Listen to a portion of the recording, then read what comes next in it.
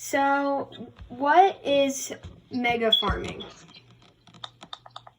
What is mega farming? I'm not familiar with that terminology. It's factory farming. Okay. So, my understanding of factory farming, the mass production and slaughter of animals. All right. And do you support mega farming, and why or why not?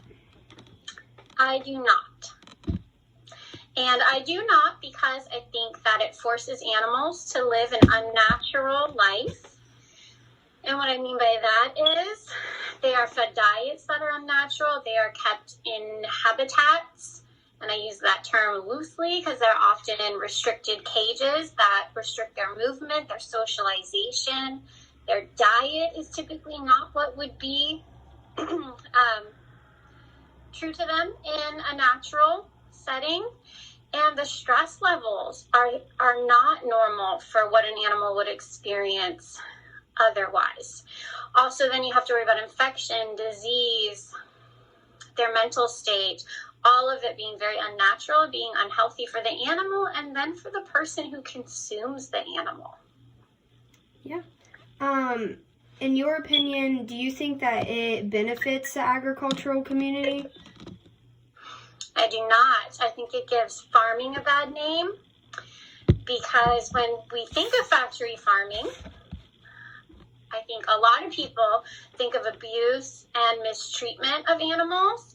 They think of the antibiotics given to animals, the stress the animals are put under, the infections that are then in the meat that they consume, and that overall it produces a less valuable product compared to, for instance, grass-fed animals or free-range animals. So I think it is not favorable for the agricultural community, and it makes them look really bad. Okay, and you already kind of answered this, but do you think it would be considered cruel towards the animals? I do.